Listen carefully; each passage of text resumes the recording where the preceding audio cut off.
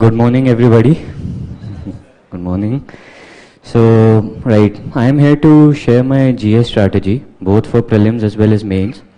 And I've planned this session. So, I want this to be kind of a one-stop destination for all those who are interested to know my strategy. So, that is why I'll be a bit comprehensive here. So, I'll be covering things like note making, answer writing, my in general overall strategy. So हो सकता है थोड़ा लंबा हो जाए, please be patient. एक बार यहाँ आप आए हैं, प्लीज़ लिसन टू इट. ना पसंद आए घर जाना, दो तीन बढ़िया कर्स वर्ड्स देना मुझे, बट राइट नाउ अभी से मत दो. राइट नाउ जस्ट जो है listen to me patiently and let us now start. Right. So I'm hopeful कि this is going to help all those who are appearing for the first time as well as all those who are the future aspirants who are appearing next year or maybe next to next year. So just a brief introduction about myself. I am 23 years old. I have done my engineering from IIT Guwahati. I graduated in 2017. So I started my preparation in the final year itself when I realized that this is what I want to do. और जो है this is my second attempt. एक attempt मैंने जो है directly graduate होकर दे दिया था as soon as I graduated in 2017. तो वो अटेम्प्ट जो था that was after 3-4 months of preparation. So that was kind of a blessing in disguise that I was not able to clear prelims that time. Why? Because I was not at all ready for the mains. So the first important point for all those who are going to appear next year or who are the future aspirants, please have 1 full year of preparation behind you. And in that period be mains ready. ऐसा plan कीजिए कि एक ही बार निकाल दोगे. वो अलग बात है रिजल्ट जो भी रहे, but be make such a plan that you are going to clear in the very first shot itself. Okay, so ये पहली बात रही. उसके अलावा जो है I will just highlight that I have not done any coaching for general studies. I did take it for my optional, which is anthropology. I took it from Veds ICS. Or apart from that, I joined test series before prelims itself. So एक तो ये जो inertia रहता है, that fear we have of test series, please, of writing test, please remove that. So I took GS test series from Vision IAS itself and anthropology की from L2A, that is in ORN again. ठीक है, so मेरी preparation Delhi से ही रही. And this is kind of an overall brief about myself. So let me just start my strategy. So before starting, I'll just take you through this journey of how when I was at your particular stage, तब मैंने कैसे सोचा, कैसे तैयारी की, right? So जो है जब मेरा पहला अटेम्प्ट तो चलिए ठीक है 3-4 महीने में ऐसे ही दे दिया था just to get the feel of it. काफ़ी मेहनत तब भी की थी. That is why जो है I was so close to clearing prelims. एक क्वेश्चन से रह गया था. बट अब जो है मैंने इसी हिसाब से सोचा कि यार now how to cover maximum syllabus of both optional and my mains before next years prelims itself. तो वो मैं आपके साथ एक बार शेयर करना चाहूँगा. आई एम नॉट सेइंग कि आप इसको हूबहू कॉपी कीजिए, but I just want to convey to you, please have a overall framework in your mind. आप कैसे चीज़ें प्लान करते हैं दैट इज़ वेरी इंपॉर्टेंट. क्योंकि जब आपके दिमाग में एक टारगेट रहता है, then your mind your body automatically functions to achieve that particular target. और ये सही बात है, आई एम नॉट सेइंग कि आप जो है एकदम टाइम टेबल बनाते रहें, बट एक ओवरऑल दिमाग में आइडिया रख के चलें. Always have that idea. I hope people are okay with Hindi. So if anybody has a problem just raise your hand, I will repeat the point. Fine. So इसमें जो है जैसा मैं कह रहा हूँ, so I'll just share what I planned. So it was July 2017 at that time. This is clear, the handwriting is clear, right? So July to October end, I was very clear that I am going to focus on my optional first. I recommend all of you to first focus on your optional, because optional is very important. It is a game changer. Everybody of you I think is aware of that. और that is Y मैंने सबसे पहले क्या किया, सबसे पहले optional पे ध्यान दिया. तो इस दौरान I was very clear what I will do. I will read current affairs obviously, and I will do daily answer writing. 3 questions में लिखता था on this current affair questions. आपको पता है there are answer writing platforms, insights है, IAS Baba है, तो वहाँ पे जो है क्वेश्चंस आते हैं इन पे। मेरी स्टैटिक नॉलेज इतनी नहीं थी कि मैं जो है उन पर भी क्वेश्चंस कर सकूं, but at least what I am reading, what the editorials I am reading, the newspaper I am reading, उस पे I will start to write answers, ताकि जो है अभी से I get a idea of how to write answers, because this is what ultimately matters. इसके अलावा पूरा दिन मेरा जो है ऑप्शनल में जाता था। कोचिंग हो गई, सेल्फ स्टडी हो गई, उसके अलावा पूरा दिन मैं ऑप्शनल करता था। ठीक है, आई अंडरस्टैंड पीपल है, आप जो है जीएस की कोचिंग ले रहे होंगे, it becomes difficult to manage your time, but what I would suggest is please आप जो है अपनी कोचिंग के बाद बेशक रिवाइज कीजिए whatever is been taught, but apart from that whatever time you have please devote to your optional, because अगर by this particular period you are able to complete maximum syllabus, I'm not saying 100%, but जितना ज़्यादा कर सकते हैं you will be in a comfortable position। और obvious बात है हर किसी के ऑप्शनल्स अलग रहते हैं, कुछ का जो है इस पीरियड में नहीं हो सकता, बट एक आइडिया रखिए कि कैसे मैक्सिमम ऑप्शनल आप कवर कर पाएंगे। ठीक है, after this from November to February end, I hope I am not too loud, sometimes I get too loud, so November to February में then I started with GS and GS 1 2 3, GS 4 I thought I can do it after prelims, if you people think that you have the time then obviously आप जो है पहले भी कीजिए, but I think it is manageable after prelims as well, GS 4। so now I started to focus on GS 1 2 3 during this particular period। current affairs obviously चलते रहे, natural बात है, you will not stop reading the newspaper, but मैंने daily answer writing नहीं की। Current affairs मैंने daily answer writing अब छोड़ दी, why, because I replace them with full 3 hour test at this particular period. So what I am trying to say here is, मेरे दिमाग में इनिशियली, आप सबके दिमाग में एक डर रहता है कि यार प्रीलिम से पहले हम कहाँ से आंसर लिख देंगे, कैसे कर देंगे 3 hour की टेस्ट, हमें उतनी नॉलेज नहीं है, हमें उतना आता नहीं है। तो यार प्लीज़ ये जो फियर है, this inertia, try to just win over it, because that is not going to take you anywhere. ठीक है, बिल्कुल बात यह है कि प्रीलिम्स के बाद भी काफ़ी लोग हैं जो पहली बार आंसर लिखते हैं and they are able to clear it, but that is difficult. और इसका मेन रीज़न ना करना, अगर आप खुद सोचिए ना सब अपने दिमाग में एक बार अच्छे से, तो दैट इज़ फियर। आप खुद एक बार सोचिए, आप जो है बहाने देंगे कि यार मैं जो है अभी तो प्रीलिम्स की तैयारी कर रहा हूँ, अभी तो कोई मतलब नहीं है आंसर लिखने का, बट अल्टीमेटली जो है आपके अंदर एक दिमाग में डर बैठा रहता है कि यार मैं अभी आंसर लिख ही नहीं सकता। एंड ट्रस्ट मी, मैं जब पहले टेस्ट लिखता था I could hardly complete 10 to 12 questions, और वो भी इतना गंदा लिखता था। अभी मैं अगर देखूं अपने पेपर तो रैंक 2 तो क्या मुझे रैंक 2 लाख भी ना मिलेगी, सही बता रहा हूँ, आई am telling you. So please starting में लगिए, गंदे आंसर्स लिखिए, कोई दिक्कत नहीं है। यूपीएससी वो कॉपी तो यूपीएससी को नहीं मिल जाएगी जो आपने स्टार्टिंग में लिखी थी, है ना, तो आपको किस बात का डर है। सो प्लीज़ जो है फोकस ऑन आंसर राइटिंग। मैं अभी अच्छे से बताऊंगा कैसे मैं आंसर्स लिखता था, how I used to plan things. So अभी मैं आपको एक ओवरऑल दे रहा हूँ आइडिया, और फिर जो है March onwards dedicated prelim study. Prelims is also very important. आप लोग काफ़ी शायद प्रीलिम्स यहाँ दे रहे होंगे, कुछ ने शायद एक्सपीरियंस भी किया होगा, सो इट इज़ इम्पोर्टेंट, है ना। So that is why I was clear कि मार्च जैसे ही चालू होगा, एक हफ्ते बाद I will start dedicated prelim study. So ये जो ओवरऑल प्लान मैंने बनाया, मैंने जो है जुलाई में बना लिया था, and I was very very clear with it, and my entire energy was devoted to just achieve this particular plan. My entire tension focus was on this particular plan. So what I would suggest is, especially for all those who are going to appear next year or maybe after a few years, ये एक ऐसा plan बनाइए, overall framework.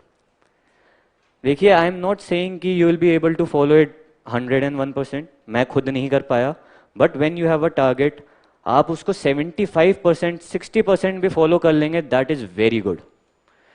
So have this basic idea, only a basic idea. ये देखिए तो basic broad idea ही है, मैं एकदम स्पेसिफिक्स में नहीं जा रखा कि भाई कैसे अब एक एक चीज करूंगा, दिन का हिसाब क्या रहेगा। बट एक ओवरऑल मेरा आइडिया ये है, ताकि I am able to complete my optional, my general studies, and I am ready for mains before prelims itself. And I do not compromise with prelims as well. कुछ लोग prelims के साथ compromise कर देते हैं, that is also fatal. तो ये overall मेरी strategy रही, right? So I think you are clear with this particular thing what I am trying to convey. I am not saying कि आप जो है मेरा एक एक महीने के हिसाब से चलिए जैसा मैं चल रहा हूँ, बट एक बेसिक आइडिया रखिए कैसे अपने प्रायोरिटी सेट करेंगे. Okay, so with this I will be starting my GS strategy. ठीक है, सो मेरा focus of this particular session is going to be on GS. Optional की I will not be focusing. Optional की मैं anthropology की अलग से अपना कहीं सेशन लूंगा. So all those who are interested to know about that, they can see that particular session, attend that particular session, right. और इंटरव्यू पे भी I will not be focusing. अगर किसी को पूछना है they can ask me, but I don't think अभी आप इंटरव्यू को लेके चिंतित होंगे ज़्यादा. I don't think anybody is focusing on interviews right now, right. So first of all, when I'm starting this GS strategy, I'm going to detail a common strategy which I followed for both GS, for all of the GS subjects. Individual wise भी मैं थोड़ा सा आपको brief बताऊंगा, but mainly जो है general strategy ही रहती है, चाहे वो GS1 हो चाहे वो GS4 हो. So let me just cover that, है ना. So सबसे पहले तो मैंने क्या किया, शेड्यूल बना लिया अगेन. तो मैं अभी इस फेज में था GS 1 2 3, जैसे मैं आपको बता रहा हूँ कि यार कैसे अब कवर करूँगा. तो मैंने अगेन दिमाग में रख लिया कि यार कौन कौन सा GS पहले टेकअप करूँगा और कैसे आई विल बी फिनिशिंग इट. उसके बाद जो है, जो मेजर थिंग है सिलेबस. काफ़ी लोगों की, lot of aspirants they complain that this syllabus it is very vast. कोई डिफाइंड सिलेबस ही नहीं है UPSC का. एक क्लीशेड लाइन है कि everything under the sun is syllabus of UPSC. For me that is absolute rubbish. ठीक है, let me be very clear with it. UPSC has defined the syllabus very well. बहुत ही अच्छे तरीके से डिफाइन कर रखा है. अगर आपने syllabus, I am sure everybody of you has seen the syllabus, है ना. तो सिलेबस जो है that is very important. At all times of throughout your preparation you are going to keep a copy of the syllabus in front of you. I use to do it. अब भले ही आप अपने laptop पे रखिए या अपने hard copy के through रखिए, कुछ भी रखिए, have the syllabus in front of you. Okay, और सिलेबस का जो एक एक सेंटेंस है, each and every word of the syllabus, what I did was I made short notes on it. Each and every word, even 1 page note, 2 page note, but at least some content on it, ताकि I do not go unprepared. Short notes बनाता था मैं. I will be telling you how I use to make the short notes, कैसा format रहता था, because lot of people are asking me, have been asking me. So I will cover that as well, so in a short bit of time. But what I am suggesting is extensively cover each and every segment of the syllabus. Okay, फिर उसके बाद जो है, after this whenever I use to make notes on any particular topic, say I finish physical geography, I use to give a test, a 20 question full 3-hour test on it.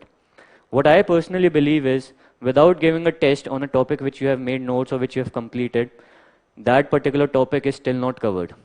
नहीं हुआ वो. जब तक test नहीं दिया तब तक नहीं किया उसको अच्छे से. Why? देखिए, marks do not matter much. Marks तो चलो एक इंडिकेटर रहता है, but test help you identify whether the way you have completed that particular topic, that is correct or not.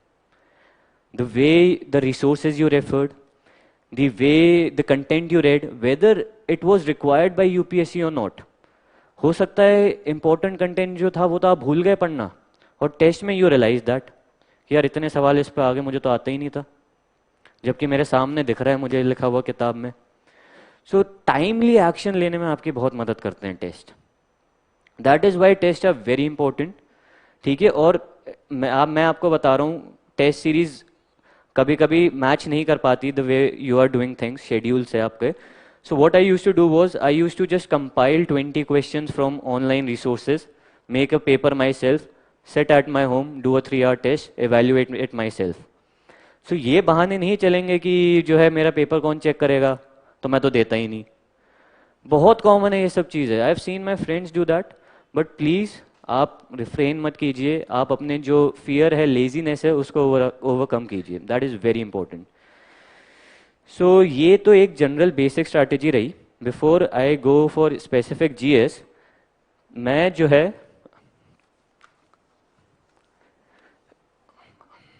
I will be starting. Before that I will be cover. अभी तक आपने देखा होगा दो चीज़ों पर फोकस रहा है मेरा, नोट्स और answer writing, test basically answer writing. तो first of all I would like to cover answer writing, and there is a specific reason कि I am doing this before notes. क्योंकि मेरा मानना ये है both of them are very much related to each other. जिसको answer writing एक बार समझ में आ गई, the way you have to write answers, the way what UPSC is demanding from you, then उसके notes accordingly modify हो जाते हैं. समझ में आ जाता है कि यार कंटेंट किस टाइप का चाहिए, आप एक्स्ट्रा कंटेंट नहीं पढ़ते फिर. you then become very clear what I want, what all points I want, and what all UPSC needs, and then your notes adequately become complete. और आपको टाइम भी नहीं लगता नोट्स बनाने में. अभी क्या है कि we do not see what type of questions UPSC is asking. Then we read multiple resources, multiple content, and then we realize कि यार इतना सारा content तो बना दिया, requirement कभी आई नहीं, कभी use करने का मौका ही नहीं मिला. I think people are able to identify what I am saying here. At least those who have certain experience preparing for this particular exam. है ना? Those who do not, आप देखिए कुछ time बाद you will realize what I am saying. Okay? So I'll be starting with answer writing. सो answer writing का यार this is first of all मैं ये कहूँगा कि always practice, like I am saying daily answer writing मैंने बताया. So practice is the key, and whenever you are practicing practice it on UPSC style paper. उनकी जो question booklet है that has been uploaded online, बाजार में भी जो है वो कॉपी मिलती है. तो जिस तरीके से उनका कॉलम्स का साइज उस हिसाब से please practice on that. That will give you good idea how to write things. ठीक है? So and apart from that you please through practice develop a blueprint of your model answer. Model answer आपका खुद का होगा. I will be sharing my blueprint, है ना, but after writing numerous answers, after going through toppers copies, you will realise that there is a particular way of, there is a blueprint of a model answer जो आप जब use करते हैं that fetches you marks. Please फिर उसको follow कीजिए and just practice it, आपके जहन में आ जाए वो लिखने का तरीका. I am going to share mine, after that you will get a clear idea, but I am not saying जो मेरा तरीका है वही आप ब्लाइंडली कॉपी कीजिए. मैं कह रहा हूँ आप खुद का एक तरीका बनाइए, बट एक फ्रेमवर्क बनाइए कि यार मॉडल आंसर जिस तरीके से मैं लिखता हूँ, जब लिखता हूँ तो मुझे मार्क्स मिलते हैं, वो क्या है. Identify it. It may not be relevant to you right now, but you will realise it before your mains itself. आपको समझ में आ जाएगा. ठीक है? सो मैं अपना तरीका बताता हूं. सपोज से ये आपका पेपर है, बुक आपकी बुकलेट है. ठीक है? तो सबसे पहले तो इंट्रोडक्शन आता है ऑब्वियसली, है ना. इंट्रोडक्शन मेरा जो है 3-4 लाइन से ज्यादा नहीं होता था, 4 लाइन भी गड़बड़ हो जाती थी, बट आप जो है 2-3 लाइन्स का इंट्रोडक्शन रखते हैं. ठीक है? अब इस इंट्रोडक्शन में obviously definition, that is a very good way of introducing things. Suppose से ज्योग्राफी का सवाल है, कोई आपसे साइक्लोन के ऊपर पूछ रहा है, तो start with the definition of cyclone. ठीक है? उसके अलावा facts are obviously one of the best way of starting things. Let us take an example. Water crisis पे कोई सवाल है, तो as per NITI Aayog 600 million Indians are facing acute water crisis in India. This is a way to start. Fact था. ठीक है? I hope people here are understanding आपको answer writing, क्योंकि I have been told people want to know कि how to write answers.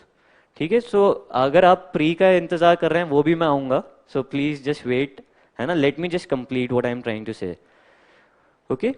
सो ये तो introduction का basic रहता था, ये तो आप सबको पता है, एंड आई होप आपको पता भी चल जाएगा after you start with this answer writing practice. अब आता है असली पार्ट.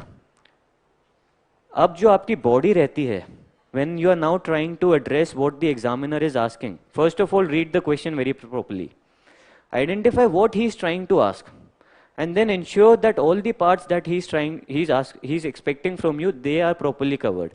मैं कैसे करता था, सब हेडिंग्स का यूज करता था. तो मैं जो है अपनी सब हेडिंग एक बॉक्स में बना देता था. तो टाइटल जो भी है आपकी सब हेडिंग का, ठीक है, वो ऐसे डाल देता था, ऐसे करके बॉक्स में लिख देता था।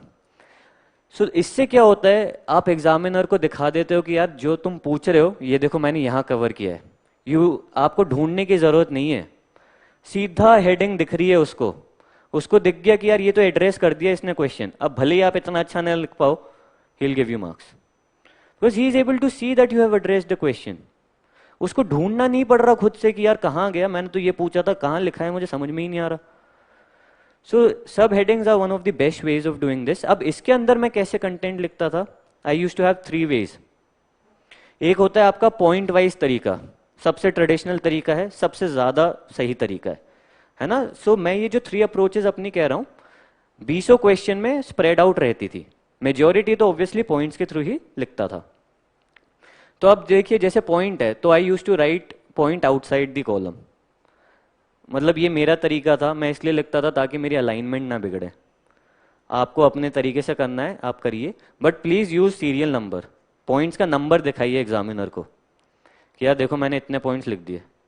बुलेट में जो है उसको खुद गिनना पड़ेगा, आप उसका काम आसान कर दीजिए, ठीक है। So this is my personal way of doing things.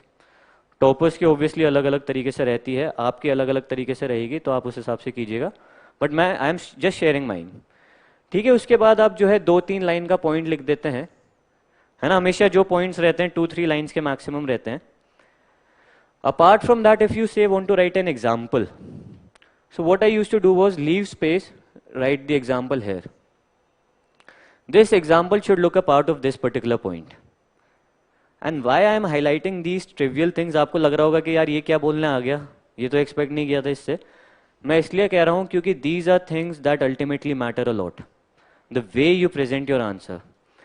मेरी नॉलेज जो है, आई कैन गारंटी यू, जो सेलेक्ट हुए हैं बच्चे, आधे लोगों की मेरे से नॉलेज ज़्यादा होगी, मेरे से ज़्यादा नॉलेज उनकी होगी, गारंटीड। मेरी प्रिपरेशन कितनी 1-1.5 ईयर की रही, मेरा कोई बैकग्राउंड नहीं था सोशल साइंसेज में, राइट। और मैं इतने ज़्यादा रिसोर्सेज पढ़ता भी नहीं था, to be very honest with you, है ना। सो वो क्यों है कारण कि I was able to score more, because I knew how to present my answer. Trust me, I knew how to do that. And that is why I'm sharing with you. Because ultimately you will realize it on your own as well. कुछ लोगों को realization हो रहा होगा, कुछ को बाद में होगा, but होगा ज़रूर, right? छोटी छोटी चीज़ें हैं, matter a lot in the end, है ना। उसके बाद suppose से आपने number 2 point बता दिया, अब you want to have sub points। कभी कभी क्या होता है कि इसके अंदर आपको थोड़े सब पॉइंट्स दिखाने होते हैं। How I used to do 2.1, 2.2, I used to think this is very professional way of writing. I used to find it very professional. अगर मैं examiner हूँ, I will appreciate this. I have used this approach only in my final mains paper. ठीक है, मतलब छोटी चीज़ें हैं। I want to share everything with you. ठीक है, if you feel कि हाँ अच्छी बात है, सही लग रहा है, go for it. नहीं, एक कान से सुनो, एक कान से निकाल दो। बट ये है कि मैं अपने आप को बताना चाहता हूँ, आई हैव कम हेयर, अगर आप लोग आए हैं, I want to do justice with it, so I am going to share each and everything, ठीक है। सो ये आपका एक बेसिक पॉइंट वाइज तरीका हो गया। आई एम श्योर काफ़ी लोग लिखते भी आ रहे हैं पॉइंट्स में, है ना। सो आप एक तरीका ये रहता है। उसके अलावा दूसरी अप्रोच जो मेरी रहती थी, that is through flow diagrams. So I hope everybody knows the importance of flow diagrams, because that adds a different way of showing the same information. So what I am suggesting is आप थोड़े set of flow diagrams अपने रखिए।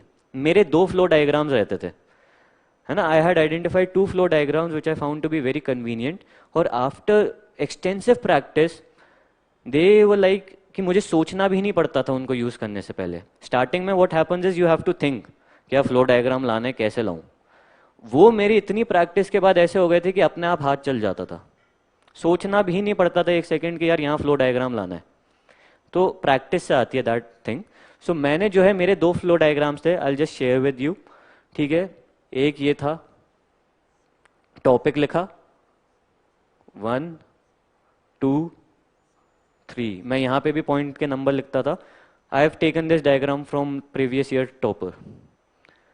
सो आप भी ऐसे, जैसा I am saying, ये मेरे मॉडल आंसर का पार्ट है this diagram. I developed it after practicing extensively, after looking at toppers answer copies, वहाँ से मुझे ये मिला and I found it to be very convenient. Suppose say अपन वाटर क्राइसिस की बात कर रहे थे, राइट?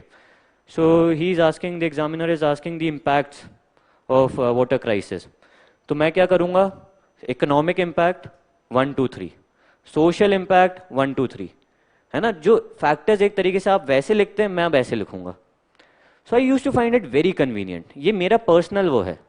आप भी ऐसे कोई चुनिए, आपको जो मन में आए चुनिए, but be very good with it. आपको क्लियर होना चाहिए दिमाग में कि where I am going to use it, and after practising practising अपने आप जहन में आ जाना चाहिए. उसके अलावा एक ये डायग्राम मेरा रहता था.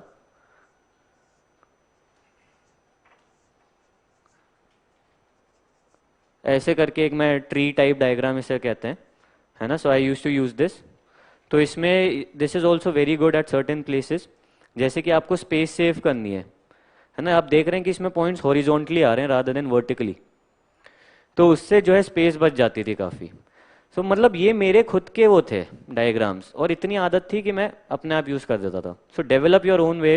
आप अपने फ्लो चार्ट्स चुनिए. कुछ लोग ऐसे भी चुनते हैं, ये सबसे कॉमन है ना? कुछ लोग अलग अलग तरीके के चुनते हैं, बट प्रैक्टिस कर करके develop this particular style of yours. तीसरा अप्रोच इज, जो मैं तीसरा तरीका एक और रखता था, स्कीमैटिक्स.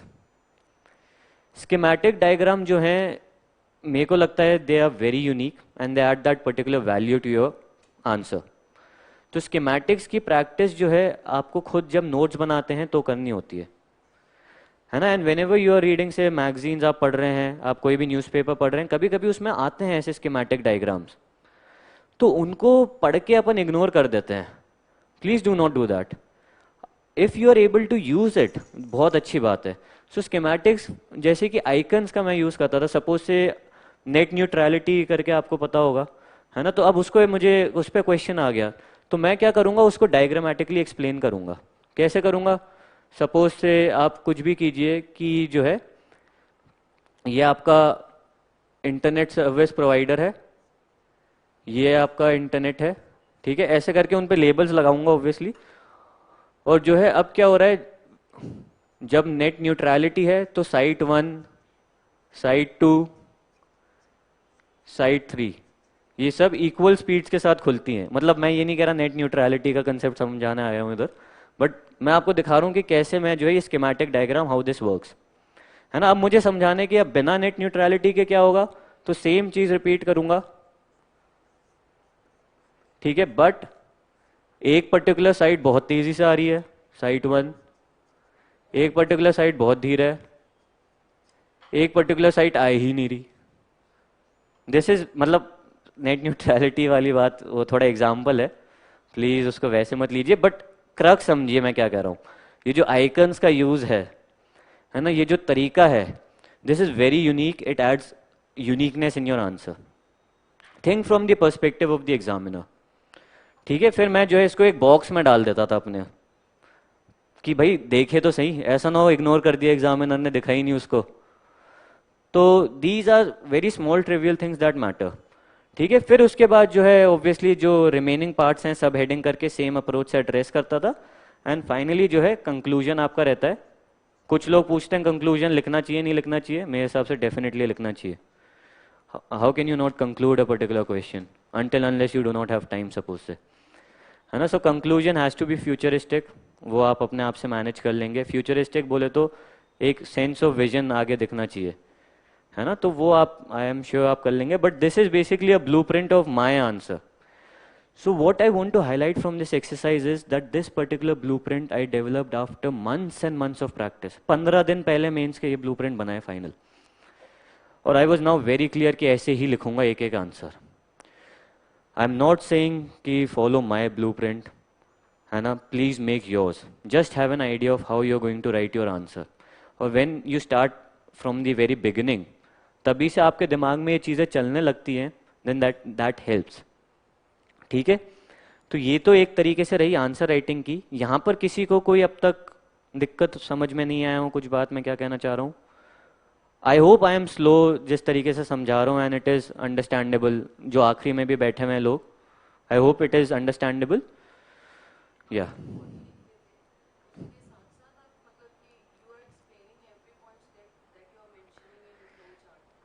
नहीं नहीं, अगर फ्लो चार्ट यूज करूंगा तो सिर्फ फ्लो चार्ट यूज करूंगा, तब फिर कहीं से पॉइंट नहीं यूज करूंगा. You do not have the time to do that. It takes a lot of time to complete the paper. The biggest challenge here is to complete the paper in time. ठीक है, तो एक बार अगर या तो ये या तो ये या तो ये तीनों एक साथ कभी नहीं, मतलब ठीक है ऑब्वियसली अब अगली सब हेडिंग के लिए आप कोई यूज कर लीजिए, बट दिस इज और, दिस इज नॉट एंड. ठीक है ना. सो ये तो आंसर राइटिंग की बेसिक बात रही है ना. अब मैं उस पर आता हूँ. अच्छा, आंसर जब भी आप लिखते हैं तो you underline the important words. I use to do that. Simple सी एक बात है. या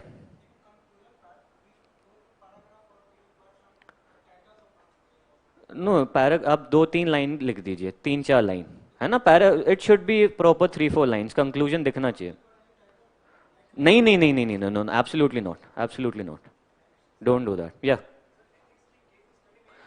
एथिक्स आई विल कम, है ना. एथिक्स की case study is all together a different game, है ना. So I will come to that, but I will be very brief in it. ठीक है ना. अच्छा, अब why I have told you answer writing before note making, now I am going to show you, है ना. तो ये I think it is clear. अब जो आपकी नोट्स रहते हैं, like I was saying previously, that has to be based on, that is a reflection of your answers, right. So जैसे जो नोट्स हैं, प्लीज आई विल सजेस्ट आप A4 sheets पर कीजिए, है ना. सो दैट आप बीच में whenever you have to modify और update the content, you can add a sheet in between. ठीक है. So do it on A4 size sheets. अब देखिए, now we were talking about the example of water crisis, right. So अब जो है मैं अपना नोट कैसे बनाता हूँ उस पर. सबसे पहले जो है मैं ऐसे पॉइंट्स नोट डाउन कर देता जो मेरे इंट्रोडक्शन में काम आ सकते हैं. वाटर क्राइसिस पे कुछ भी सवाल आया, मेरे पास 3-4 फैक्ट्स होने चाहिए. तो सबसे पहले I will note down the facts. ठीक है. सो मेरी पूरी थिंकिंग जो है that is working on how I am going to write my answer notes बनाते वक्त. तो सबसे पहले मैंने जो है थोड़े फैक्ट्स नोट डाउन कर लिए, 3-4 अलग अलग टाइप के, ताकि वाटर क्राइसिस पे वेरिएशन आए क्वेश्चंस में, I am able to address it. Okay. तो जैसे अभी मैंने एक एग्जांपल नीति आयोग का दिया था, सिमिलरली मेरे दिमाग में आया कि यार मुझे ये भी पता होना चाहिए कि कितनी cities of India facing this shortage. हो सकता है अर्बनाइजेशन के अंडर वाटर क्राइसिस वाला सवाल आ जाए. सो ऐसे सोचिए, है ना. डिफरेंट फैक्ट्स होने चाहिए. ऐसा नहीं कि सेम टाइप का फैक्ट ही लिख के 10-12 फैक्ट लेके बैठ गए, कभी रटने नहीं वाले फिर. ठीक है. सो मेरा दिमाग अब किस तरीके से चल रहा है, इट इज वर्किंग कि मेरा आंसर कैसा आएगा. ठीक है. सेकंड, ऑब्वियसली मैंने जो है उसके कॉजेज लिख दिए, है ना. फिर मैंने जो है उसके इम्पैक्ट्स लिख दिए. फिर मैंने जो है उसके government steps what government has taken, and finally solutions. Generally आप देखेंगे तो नोट्स में ये कॉमन रहता है, मतलब मोर और less this is the same. Obviously आप लोग इतने समझदार हैं, आप अपने हिसाब से नोट्स बनाएंगे. But whenever you are making notes, what I want to say is please make them very short and precise. Summary लिख देते हैं कुछ लोग, किताब को पढ़ा, उसी की एक और किताब छाप दी छोटी सी. क्या आपको छापना है क्या अपने नोट्स, या आप ऑलरेडी सोच रहे हैं कि यार मेरे तो नोट्स छपेंगे क्योंकि मैं तो फर्स्ट रैंकर आने वाला हूँ, तो मैं जो है नोट्स छापने के हिसाब से बनाता हूँ अभी, ताकि दूसरे को भी समझ में आ जाए. Please do not do that. In my perception सबसे बढ़िया नोट्स वो होते हैं जो सिर्फ आपको समझ में आए, किसी और को समझ में ही ना आए क्या लिखा है इसने. हाँ, ऑब्वियसली ये मत कर देना कि खुद ही को ना समझ में आए, कुछ टाइम बाद पता चला खुद ही उसको डिसाइफर करने में लगे हुए हैं कि यार क्या कर दिया था ये मैंने, है ना. But the hallmark of good notes are those which are only understandable by you, सिर्फ आपको समझ में आ रहे हैं. तो मैं क्या करता था, मैं तो बहुत ज्यादा शॉर्ट फॉर्म्स यूज करता था. फॉर एग्जाम्पल विमेन के लिए कभी मैंने WOMEN नहीं लिखा, ये बना देता था सीधा. ठीक है. इंक्रीज, डिक्रीज, है ना. अगर लिखना भी है तो बस ये हो गया डिक्रीज. इंट्रोडक्शन, ये हो गया इंट्रोडक्शन, है ना. ऐसे करके इतने शॉर्ट में मैं नोट्स बनाता था कि सिर्फ मुझे समझ में आ सकते हैं मेरे नोट्स. आई एम सॉरी कुछ लोगों को, अगर if they wanted my GS notes, I am absolutely sorry, आपको समझ में ही नहीं आएंगे, कुछ भी कर लीजिए आप. इस तरीके से अपनी डेवलप कीजिए, है ना. कुछ लोग क्या प्रॉपर सेंटेंसेस लिख रहे हैं, please don't do that. Write in points, write precise, please be brief. इतना कर दीजिए कि if you are able to re if you are suppose say viewing your notes after 1-2 months, तब भी आपको समझ में आ जाए, इतना ज़रूर कर दीजिएगा, है ना. But be very precise in your note making, and that is how you make short and precise notes. I use to make notes for everything. Personally मुझसे जो है रिवाइज नहीं हो पाता किताबों से, एंड आजकल we refer multiple sources, so it becomes difficult for you to revise from multiple sources again and again, है ना. एंड काफ़ी लोग नोट्स इसलिए नहीं बनाते because they are lazy. Ultimate reason यही है. I have seen many of my friends, वो लोग रिग्रेट करते हैं इस चीज़ को कि they did not make notes in their first proper attempt. उसके बाद बेचारे बना ही नहीं पाते. So notes I think is important. Obviously you have your own discretion, आप अपने हिसाब से सोचिए, है ना. Just a minute.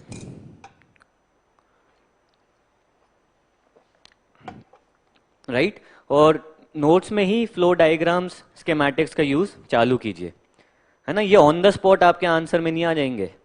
जब आप अपने नोट्स में ऐसे थिंकिंग रखेंगे ना, तो वो यहाँ पे भी रिफ्लेक्ट होंगे. That is why I am saying these two, answer writing and notes, they are a reflection of each other.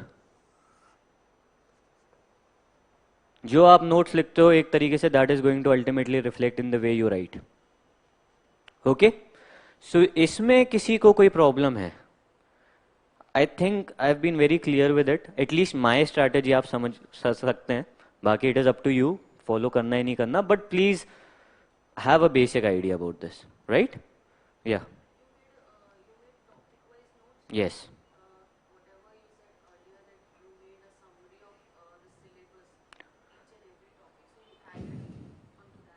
हाँ, तो जैसे मैंने अब सिलेबस में जो पूरा पर्टिकुलर सेंटेंस लिखा हुआ है, तो नोट के हेडिंग वो दे दी. अब उसके अंदर मैंने नोट बना दिया उसका. So I covered each and every word of the part of the syllabus, GS1 हो, 2 हो, कुछ भी हो. या ऑफलाइन या on paper I did this. Current affairs के I am coming to current affairs because vision people, they have asked me to also highlight how I used to make notes of current topics and how I used to link them with static part. But static part के notes I used to make them on paper. क्योंकि मैं जो है खुद आप online जो है उतने शॉर्ट फॉर्म से वैसे वो सब नहीं यूज़ कर सकते ना. ऐसे मेरे नोट्स एकदम रफ होते थे. अगर if I can use the word, कचरा होते थे एकदम. ठीक है ना. तो वैसे ही नोट्स मुझे पसंद है. So that is why I use to make them by hand, because I was very quick in making my notes. Very very quick. पूरे जो अगर सपोज से 10 पन्नों का कुछ कंटेंट है, उसको एक पन्ने में कर दूंगा मैं, and I will revise it very fast. That is what ultimately matters. इतना ज़्यादा कोर्स है अंत में, when you are going to give your means, that quick revision is very important. That is why I have short notes. It helps. Okay. Yeah. या proper question के साथ देखिए, मैंने एक वाटर क्राइसिस का जैसे एग्जांपल लिया था, है ना. तो उसके थ्रू जैसे मैं कह रहा हूँ इंट्रोडक्शन, है ना, उसमें फैक्ट से चालू कीजिए, है ना. सपोज से मैंने आपको एग्जांपल दिया था नीति आयोग वाला, ठीक है. उसके बाद suppose say he is asking you, first of all उसमें लिखा हुआ है कि यार कॉज क्या है, तो आपको कॉज बताते हुए सब हेडिंग डालिए, कॉज ऑफ वाटर क्राइसिस. जो क्वेश्चन में जो पूछ रहा है हु बहू उसको सब हेडिंग में कॉपी कर दीजिए, ताकि एग्जामिनर ही इज एबल टू सी, अच्छा यार ये पार्ट, चलो इसने पहला पार्ट यहाँ एड्रेस किया है ना. फिर उसके बाद इन तीनों में से कोई भी यूज कीजिए, जैसे मैं इसमें ये यूज करूंगा पर्सनली, राइट. क्योंकि मुझे कॉजेज बताने हैं, ज़्यादा टाइम नहीं लेना, 5 कॉजेज इसके थ्रू बता दूंगा, स्पेस भी बचा लूंगा. फिर suppose say he wants to ask me impacts, तो जैसा मैंने कहा इम्पैक्ट में I will use that particular way, या मैं पॉइंट में लिख दूंगा वट एवर मेरे दिमाग में उस वक्त आएगा, है ना. Finally I will conclude saying कि भाई therefore it is imperative for us to save, मतलब सोल्यूशंस ऑब्वियसली दूंगा, नेचुरल बात है, उनको पॉइंट वाइज दे दूंगा.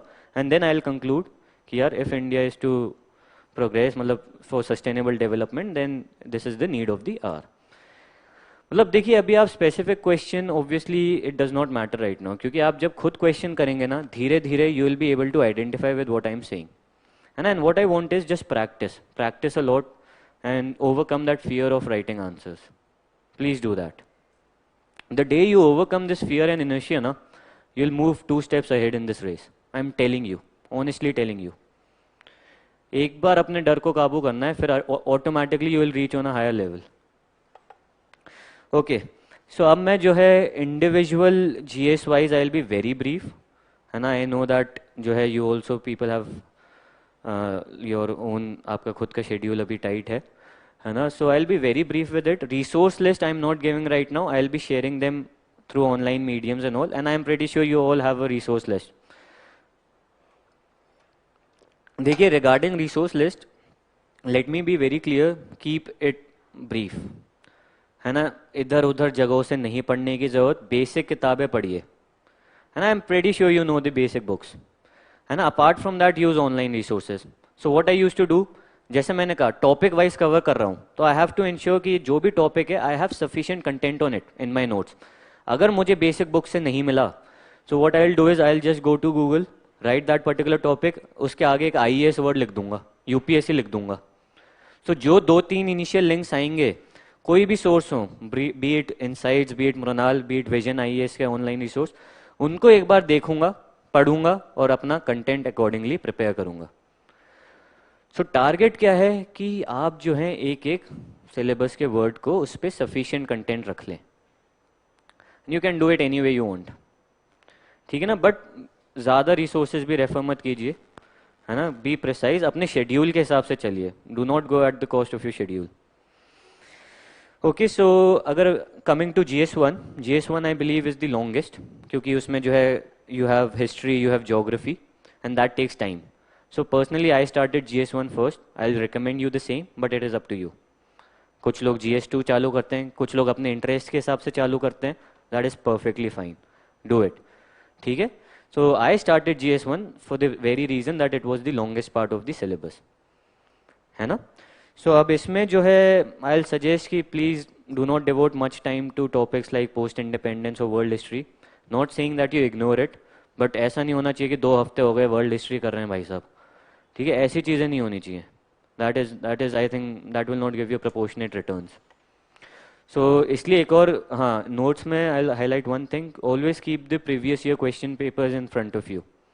उससे आपको आइडिया लगता है कि जो the topic you are reading उस पर क्या सवाल पूछ रही है यूपीएससी, है ना. You are able to understand that how I have to read that particular topic. So Mrinal पे जो है, मुझे अपना याद है, मृणाल पे there used to be topic wise segregation of previous year questions जो मेंस में पूछे जा चुके हैं. हमेशा मेरे आगे खुले रहते थे वो मेंस के, कुछ भी टॉपिक पढ़ रहा हूँ वो हमेशा खुलता था. So I'll recommend, please have the previous year questions in front of you whenever you are making notes, whenever you are reading anything. That will give you clarity how to read, what all questions have been asked from that particular topic. So I'll just suggest you that. Okay? And उसके अलावा जो है, obviously you know that geography में maps, diagrams, they are very important. Do not ignore that. And जो topics हैं like women हो गए आपके, women empowerment, society, globalization, these all I did not refer any specific book for them, है ना. सो जो करंट अफेयर्स में what I was reading I trusted that, है ना. And what I was getting from notes from my test I trusted that. उतना मैंने एक छोटा सा नोट बना लिया था हर पे, और बस उसको ही मैं फॉलो करता था, ठीक है. With respect to GS2 and 3, the overall strategy still remains the same, है ना. स्पेसिफिक्स थोड़े ये रहते हैं, फॉर एग्जाम्पल इसमें रोल ऑफ फैक्ट ज़्यादा हो जाता है and role of current affairs बहुत ज़्यादा हो जाता है. So here comes basically that particular question which people have been asking, ki how to read current affairs, how to link it with static knowledge. So I'll just cover it up right now, है ना. So regarding this current affairs, please just read one newspaper, है ना. I used to first read Hindu, then for my interview I switched to Indian Express. You can choose any particular newspaper which you are comfortable in. एक बार चुन लीजिए, फिर सोचिए मत, है ना, कि यार ये न्यूज़पेपर सही भी है कि नहीं है. सब सही है, हिंदू हो, इंडियन एक्सप्रेस हो, या फिर any third paper you read, that is perfectly fine. Just read one newspaper. You should be able to finish your paper in 1.5 hours, but I understand when you start, you are going to take much longer than that. I used to take 3 hours when I used to start. Because at that particular time, you do not know which all news you have to you have to see. So what I'll suggest is, what I used to do was, I used to read the front page, read the editorials. Rest I used to just scan quickly, very quickly, and see if any particular content is relevant to the topics of my syllabus or not. कोई topic syllabus में क्या वो मैं put in कर पा रहा हूँ कि नहीं, वो पर्टिकुलर आर्टिकल जो आया है किसी टॉपिक से मैच करता है कि नहीं करता सिलेबस के। अगर मुझे लगा कि येस इट डज एंड जो है it will be able to give me 1 extra mark, I will write it down, but not otherwise. And trust me, I follow different approaches for current affairs. Starting में I use to make very long notes, एक एक चीज़ पे note बनाता रहता था current affair के, use to take me a lot of time and ultimately कुछ फ़ायदा नहीं होता था मुझे उनका। Later, what I switched was I started to make online notes on Evernote. है ना, the reason is because these are all dynamic topics, so you have to update them continuously. है ना, so मैं जो है I'll suggest कि you make online notes for current affairs. If you are comfortable with pen and paper, कोई बात नहीं, but please space छोड़िए ताकि आप update कर सकें, right? एंड इसमें अब मैंने क्या किया, एवरनोट में भी अपना GS वाइज उसको सेग्रीगेट कर दिया और टॉपिक वाइज सेग्रीगेट कर दिया। whatever I was making note about, whatever article I was reading और ऑनलाइन कुछ मिल गया तो उसको उस पर्टिकुलर हेडिंग के अंदर ज़रूर डालूंगा। This is very important. और इसमें भी शॉर्ट नोट ही बनाऊंगा, ऐसा नहीं है कंट्रोल सी कंट्रोल भी कर दूंगा, कभी वापस नहीं पढ़ूंगा उसको। आप अगर मैंने कंट्रोल सी कंट्रोल भी कर दिया तो शॉर्ट प्रिसाइज तरीके से लिख दीजिए point wise. And reason why I am saying this is because what happens is, suppose say आप अखबार तो रोज पढ़ रहे हैं but you are not reading that particular GS topic which it belongs, it is very common, है ना। So now it will be very helpful that जब आप उसको GS टॉपिक को स्टैटिक पार्ट पढ़ेंगे, सपोज से आपने जो है आज जाके पार्लियामेंट की थ्योरी पढ़ रहे हो आप लक्ष्मीकांत से अपनी, तो फिर then you refer to this ever note of yours, this online note of yours and see कि यार इस पर्टिकुलर टॉपिक में मैंने अब तक करंट अफेयर्स में क्या रख रखा था। Then start to link and I am telling you, जो आपकी अंडरस्टैंडिंग है of the theoretical portion that will increase lot, you are able to link it now, है ना। सपोज से मैं आज जो है पार्लियामेंट के बिल पास होने के प्रोसेस को पढ़ रहा हूँ लक्ष्मीकांत में, है ना। फिर मैंने देखा कि यार मैंने करंट अफेयर्स में नोट में आई हैव रिटन कि इस बार की एफिशिएंसी ज़्यादा नहीं रही, है ना, ज़्यादा मतलब बिल पास नहीं हो पाए, उनके कारण यही हैं। I will be able to understand, अच्छा यार ये सही बात बोली, अब समझा जाके कि यार ये जो प्रोसेसेस होते हैं डिपार्टमेंटल स्टैंडिंग कमेटी, इन सब का जो रोल होता है, अब जाके मेरे को अच्छे से समझ में आएगा और मुझे इंटरेस्ट आने लग जाएगा। When you link your dynamic topics with the static portion, you develop an interest. तब मज़ा आता है असली, तब लगता है कि यार हाँ, I am now able to understand how things work, है ना। So that is why I am saying कि आप ऐसे ऑनलाइन नोट्स बनाते रहें and whenever you are studying the relevant topic, relevant static part, then जो है cross link. Okay, so I hope this is clear, right. Okay, so basically ये तो आपका वैसे हो गया, है ना। अच्छा, वन मोर थिंग, कभी कभी ऐसा भी होता है कि आप जो नोट बनाना चाह रहे हैं ऑनलाइन का, आपके पास टाइम नहीं है, सो कुछ मत कीजिए, उसका लिंक जो है सेव करके रख लीजिए अपने एवर नोट के अंदर, put a heading pending topics, just save the link.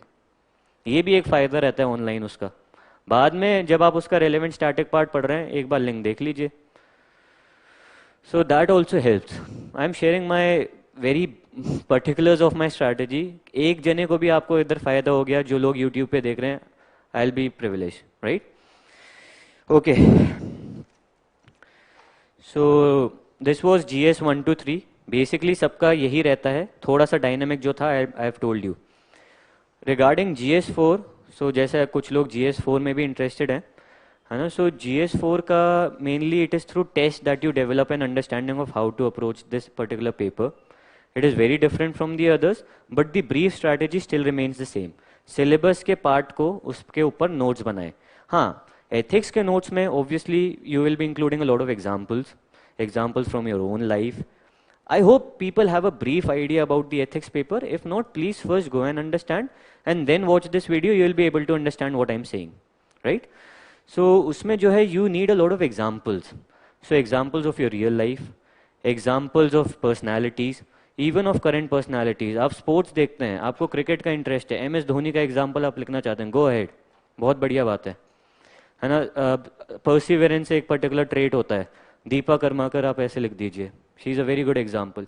Use real life examples and अगर नहीं आ रहा यूज हाइपोथेटिकल एग्जाम्पल्स, कोई दिक्कत नहीं है। यू कैन राइट सपोज से a bureaucrat this this this. So real life examples कभी कभी नहीं आते दिमाग में, right A hypothetical example, the examiner will appreciate it, कोई दिक्कत नहीं है उसमें, है ना। एंड इसमें भी I believe that the role of flow diagrams, schematics is very important in ethics again. ठीक है, बीट वेरी सिंपल, बहुत ही सिंपल स्कीमेटिक हो सकता है आपका। सपोज से इंटेग्रिटी, एक वेन डायग्राम ही बना दिया कि से थिंक, मतलब थिंक से डू, इनके बीच में जो ऐसे ये इंटेग्रिटी है। ये मैंने अगेन एक किसी प्रीवियस ईयर टॉपर की कॉपी से देखा था।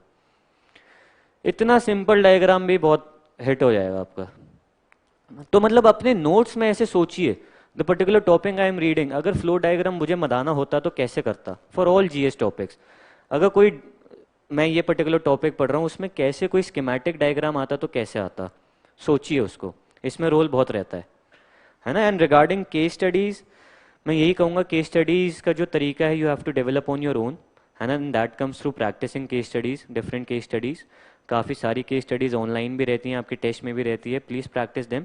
मैं अपना ब्रीफ बता देता हूँ, मैं क्या करता था। एक तो you have to read the case study very well, बहुत अच्छे से पढ़नी पड़ती है उसको। फिर उसके बाद क्या होता है, मैं जो है स्टार्टिंग में 2 लाइन का इंट्रोडक्शन ज़रूर देता था, है ना। Often in case studies you will find it is sometimes confusing how to start that particular case study. So I used to give a 2 line introduction that this particular case study is a classic example of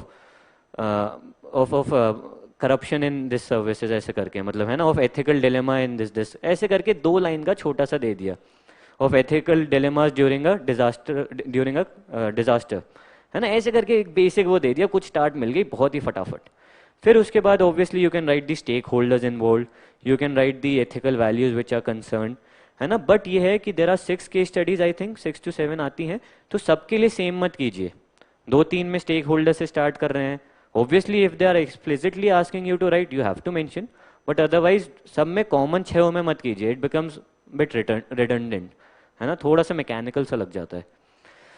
and उसके अलावा जो है, you address all the issues that have been asked, है ना। एक क्या रहता है, एक तो मेजर इशू रहता है that they have been asking from your case study, कुछ छोटे छुपे हुए इश्यूज भी रहते हैं उसमें, peripheral issues, please ensure that you address them, है ना। उसमें आपको पता चल जाएगा कि सपोज से कोई केस स्टडी थी जिसमें it was basically about suppose से करप्शन के मतलब डिजास्टर की अपन सपोज बात कर रहे थे, तो ठीक है, आपको अल्टीमेट एम तो यही है कि आप डिजास्टर में कैसे मैनेज कर रहे हो, बट ये भी तो दिमाग रखिए आप फ्यूचर में कैसे आप उसको इंश्योर करेंगे कि it is you prevent such A disaster from happening again, है ना। या फिर सपोज से उस केस स्टडी में कहीं ये भी मेंशन था कि वेमेन को बहुत दिक्कत होती है इस पर्टिकुलर टाइम में, तो वो आप नोट डाउन कर लीजिए कि यार ये एक और पेरिफेरल इशू है, कहीं पे भी हाईलाइट कर दूंगा ना, he will give me more marks as compare to others.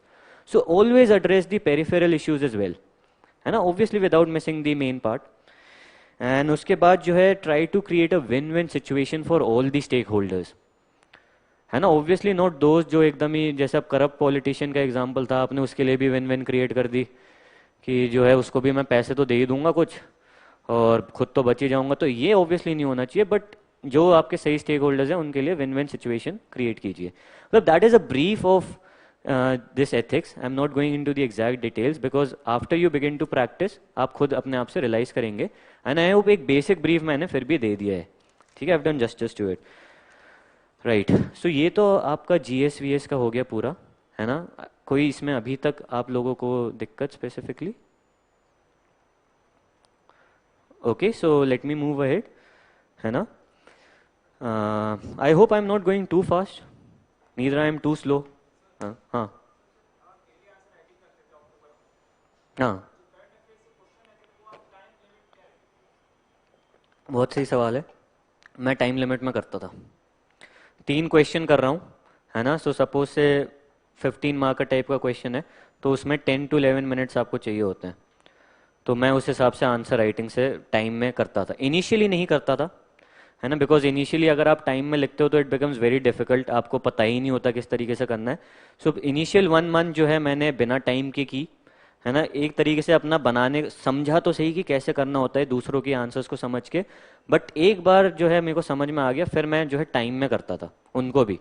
तो आधे घंटे के अंदर जैसे 315 मार्कर्स करने हैं तो करने हैं, घड़ी चलाता था अपनी, बाकायदा करता था, है ना। I use to do that personally. आप भी, आई वुड रिकमेंड कि एक पर्टिकुलर स्टेज के बाद start to practice in time, है ना। 3 hour टेस्ट आप अभी नहीं दे पाएंगे डेली आंसर राइटिंग में, बट प्लीज़ जो भी करें टाइम से करें, है ना, because that pressure is very important. बिना टाइम के अगर मैं आपको दूं तो आप तो बहुत बढ़िया आंसर लिख दोगे, but ultimately that is not going to happen in your real life, right. Hmm hmm you have to self evaluate, right? आप उसको देखिए कि यार ऐसा क्या हुआ जो उसने पूछा एग्जामिनर ने, मैंने तो एड्रेस ही नहीं किया। उसका रीजन ये होगा कि you have not read the question properly, है ना? तो मैं क्या करने लगा, उसके लिए अंडरलाइन करने लग गया फिर, है ना? This is how you actually rectify your mistakes. This is very important. Analyze your mistakes and then think of solutions to rectify the same, and then see whether you have rectified it or not, है ना? मतलब एक simple example मैंने आपको ऐसे दिया। Similarly ये सब चीजें भी यार बहुत प्रैक्टिस से आई हैं। पहले तो पता नहीं किस तरीके से लिख रहा था, लंबे लंबे सेंटेंस लिखता रहता था, हो ही नहीं पाए क्वेश्चन टाइम से। फिर रियलाइज हुआ कि यार ऐसे नहीं करना होता। पहले क्या है कि ये सब हेडिंग नहीं लिखता था, इससे मेरे को रियलाइज हुआ बहुत अच्छा टाइम सेवर भी है, और एग्जामिनर को दिखा दिया कि ले भाई तेरा पूरा जो पूछा बता दिया मैंने। ठीक है, so you have to reflect, self reflect, go back to the drawing board, आपके ब्लैक बोर्ड, फिर से जो है एक बार सोचिए, आंसर्स रेफर कीजिए, टॉपर्स के मॉडल आंसर्स रेफर कीजिए, develop your blueprint. That is what I've been trying to say.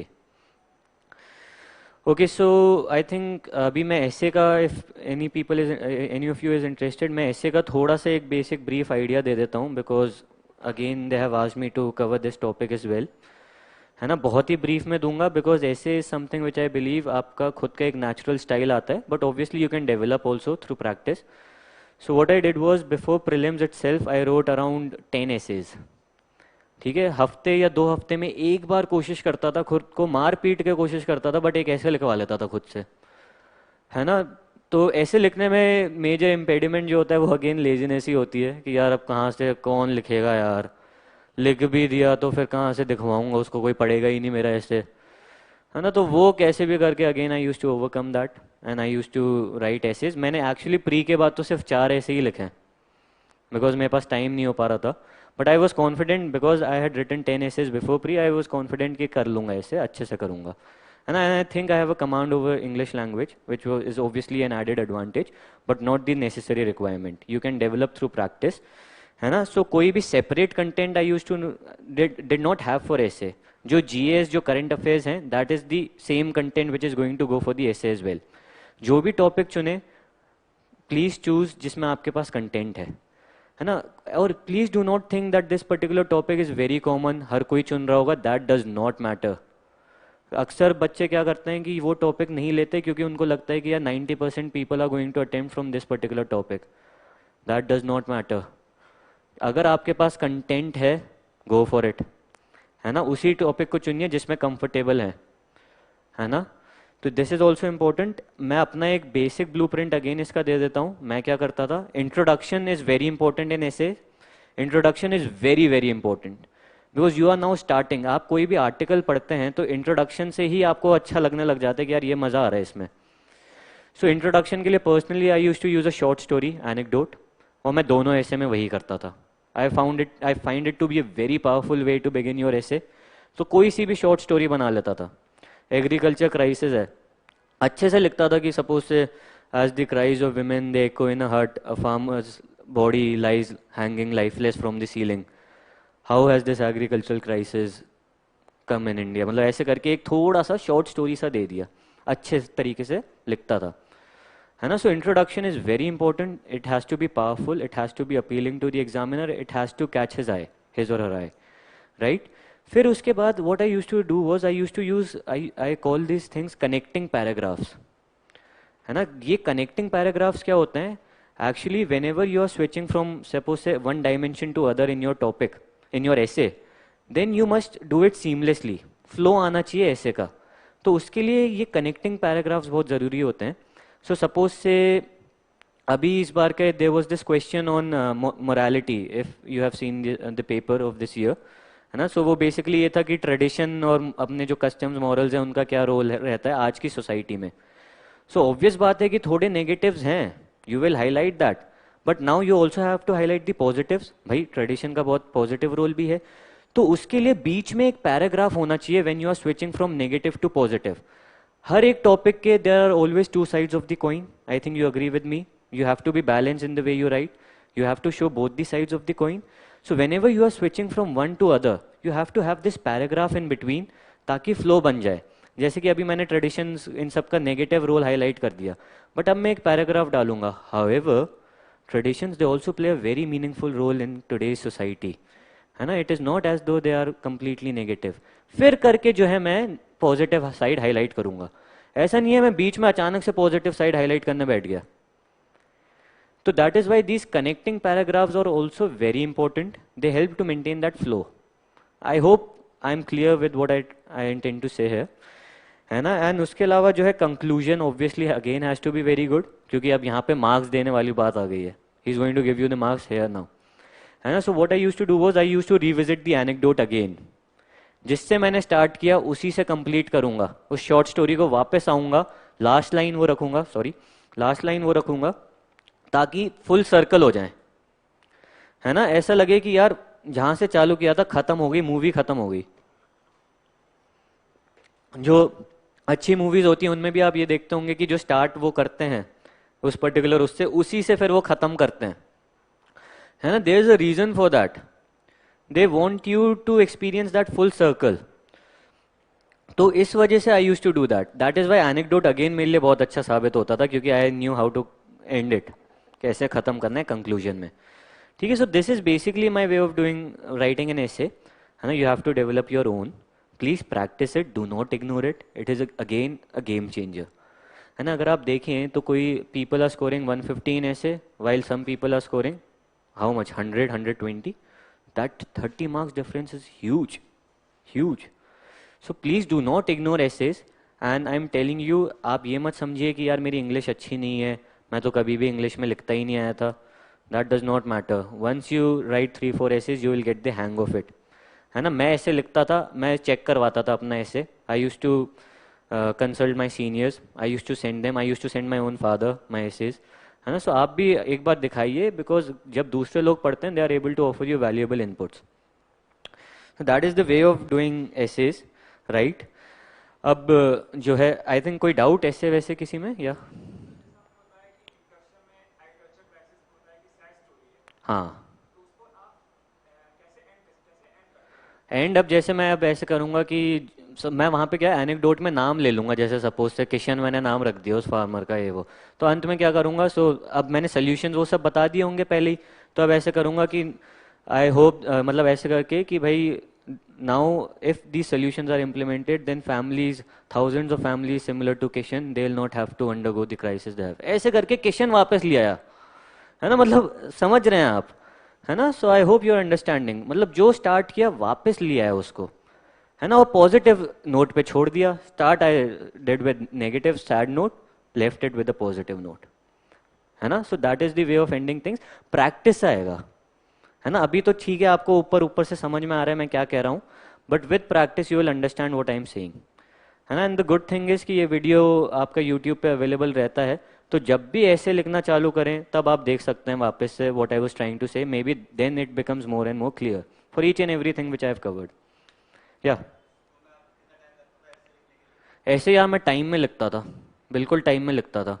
सो एक ऐसे लिख रहा हूँ 1.5 घंटे में लिखूंगा, है ना। तो पहले 15-20 मिनट उसका वो बनाऊंगा, ऐसे का बेसिक एक rough structure banana is very important in ऐसे, है ना। बिल्कुल ऐसे नहीं है कि चालू हो गए, टॉपिक चूज किया चालू हो गए उसको, है ना। एक रफ स्ट्रक्चर बनाता था अपने ब्लूप्रिंट के हिसाब से, जैसा मैं बता रहा हूँ ना, पहले एक एनेक्डोट सोचूंगा, फिर ये सोचूंगा कि अच्छा ऐसे ऐसे मेरा कनेक्टिंग पैराग्राफ ये रहेगा, कौन कौन से पॉइंट्स हाईलाइट करूंगा और कैसे खत्म करूंगा। So within 15-20 minutes I use to do that, and the rest of the time writing the essay, है ना। एंड ऐसे इज वेरी इंपॉर्टेंट। सो यार ऐसे के लिए I have not referred any particular source, like I am saying कि content तो same ही है। ये ज़रूर है कि sometimes I use to read essay copies of others, है ना, just to see how they are writing, but ultimately जो भी लिखता था उसको दिखाता ज़रूर था किसी को, ताकि और मैं जो है you choose different topics, previous year questions के उठा लीजिए, है ना, and try to be diverse in your topic selection. ऐसा नहीं है सिर्फ फैक्चुअल टॉपिक सेलेक्ट कर रहे हैं, है ना, फिलोसफिकल टॉपिक पे भी कभी अपना हाथ आजमाइए, क्योंकि जैसे इस बार हुआ in this year the entire section B consisted of philosophical topics, so you had no option, you could not escape them, है ना। सो ये जो है please be diverse in your selection as well, yes. यार ये होता है ना, इसलिए स्टार्टिंग में एक ब्लूप्रिंट बनाना ज़रूरी होता है। बट अगर बीच में ऐसा हो, है ना, इफ़ यू थिंक कि यार ये पर्टिकुलर पॉइंट मैं आगे किसी पैरा में भी डाल सकता हूँ, सपोज से जो है सोल्यूशन जब दे रहा हूँ वहाँ डाल दिया, तो कोशिश ज़रूर करता था, बट फोर्सफुली ना करें। Until unless you think that this is a very important point, यार ये तो लिखना बहुत ज़रूरी है, तब कैसे करके कहीं सटली उसको पुट अप कर दीजिए। बट छूट गया तो कोई बात नहीं, कोई बात नहीं, है ना। नहीं, नेवर। पर्सनली मैं बता रहा हूँ, it can be different for others. I never use points, never use diagrams in essay, always paragraph. हाँ ये ज़रूर है, स्पेसिंग बिटवीन पैराग्राफ्स अच्छी रखता था, है ना। अगर सपोज से एक नया डायमेंशन कर रहा हूँ तो थोड़ी सी फिंगर स्पेस छोड़ के फिर वो चालू करता था। But never did I use points or diagrams in essay. या या no, I was in Delhi but I was staying in a hostel. Reason क्योंकि मैं टेस्ट सीरीज और ऑप्शनल की लगा रहा था, है ना। ऑप्शनल की आई have done coaching like I mention, है ना। Test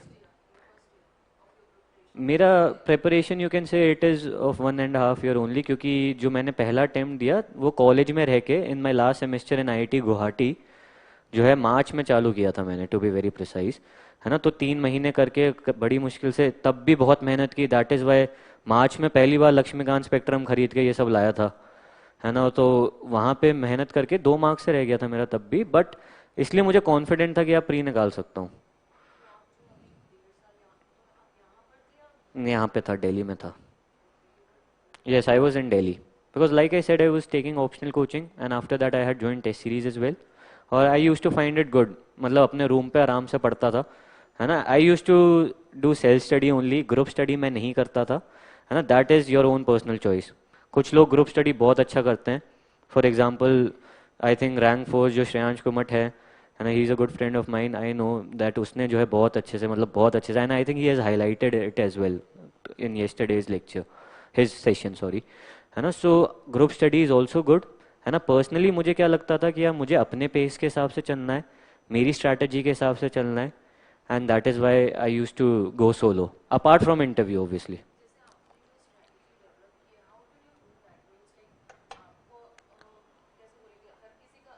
hmm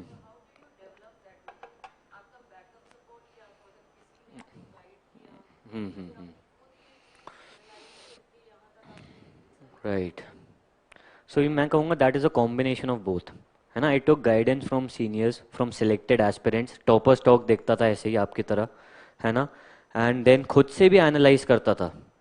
and after that I realize कि यार मुझे समझ में आने लग गया था what this exam demands, and that takes time. I am not saying कि आप जो है आज जाके आपने 2-3 आज की टॉक्स देखी आपके एकदम ही महाज्ञानी बन जाओगे आप, है ना। ऐसा नहीं होगा, it will take time, it will take certain failure, certain disappointments, है ना। आप हो सकता है अभी कोई टेस्ट दो, you will score very bad, so that happens, that is very natural, है ना। बट एक बार आप अच्छे से, what I am trying to say, strategy is very important. I would suggest एक दिन नहीं, 2 दिन नहीं, हफ्ता ले लीजिए अपनी स्ट्रैटेजी बनाने के लिए, but please don't go aimlessly in this particular exam, है ना। एमलेसली चल पड़े ना तो then it becomes very difficult to come back, very difficult. So take your time. Take a week. I'm saying take a week to formulate your strategy. But once you have formulated, do not switch. Do not change it. Trust it. है ना। अभी क्या होगा, आज आपने suppose से बना ली इस हफ्ते में, अब 2 हफ्ते 3 हफ्ते बाद और टॉपर स्टॉक्स होने लगेंगी, you will see more and more new strategies coming, है ना। बट फिर जो है ऐसा नहीं होना चाहिए, आप फिर अपनी जो है स्ट्रैटेजी आपने हटा दी। 3-4 लोगों की सुनिए, है ना। एक बार जितना सुनना है चाहे तो सुन लीजिए, but then whatever strategy you have formulated, please stick to it. एक बार खुद पर ट्रस्ट कर लो यार, है ना। आप दूसरे लोगों को इतना वो ट्रस्ट करते हो, उनके दीवाने बने घूमते हो, कुछ फर्क नहीं पड़ता। खुद के एक बार दीवाने बन जाओ, सही बता रहा हूँ, हो जाएगा आपका काम। मैं आप मुझे ईगो मेनियाक बुलाइए, कुछ भी बुलाइए, बट मैं खुद का दीवाना था। वो बहुत बढ़िया लगता था कि यार मैं बना लूंगा स्ट्रैटेजी, मुझे पता है मैं कर लूंगा, है ना। ठीक है, ऑब्वियसली अपने सीनियर से गाइडेंस लूंगा, दूसरों को सुनूंगा, ऐसा नहीं है कि एकदम ही जो है वो हो गया कि मैं खुद से ही कर लूंगा हर चीज़। बट एक बार मैंने अपनी स्ट्रैटेजी बना ली, जैसे मैंने आपको पूरा ओवरऑल प्लान बताया अपना, है ना, इंडिविजुअल ये सब जो ब्लूप्रिंट्स बता रहा हूँ, ये जो स्ट्रैटेजी बता रहा हूँ, है ना। एक बार मैंने बना ली थी ना, I was crystal clear that I am not going to change it no matter what. That does not mean कि आप अगर कम आपके मिस्टेक्स हो रही हैं you do not rectify that, you obviously do, but फिर मैं खुद से करूंगा। ऐसा नहीं है कि किसी और की फिर मैंने कुछ अगले दिन देख लिया फिर बदल दिया अपनी approach. So please have that trust in your own way of doing things, in your own way of making strategy, but please do make a strategy. या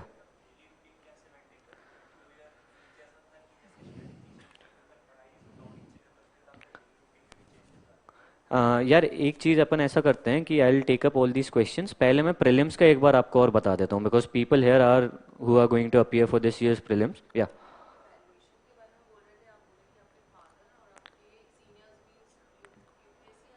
हम्म हम्म हम्म।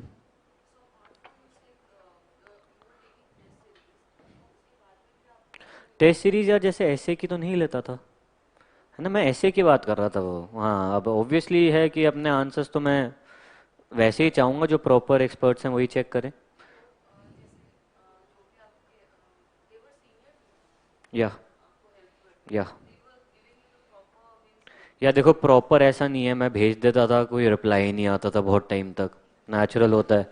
ठीक है मैंने भेज दिया भाई साहब को और वो जो है रिप्लाई नहीं कर रहे, है ना, 2-3 हफ्ते हो गए मैं लिखे जा रहा sir please please please please, है ना, नहीं करते हैं, कोई बात नहीं, ठीक है, सेल्फ इवेल्युएट कर लूंगा, वरना किसी को तो दिखाई दूंगा, कोई ना कोई तो पकड़ ही लूंगा, किसी को कर लूँ यार, आपको अंदर से वो पुश आना चाहिए, है ना, you have to have that what I say flame, है ना, कि यार अब इधर घुस गया हूं ना तो एकदम ऐसा 100% देके जाऊंगा, है ना, so that is also very important. So कुछ भी करके किसी से तो चेक करवा देता था, नहीं करवा पाता था कोई बात नहीं, खुद से फिर देखता था, और तो क्या है।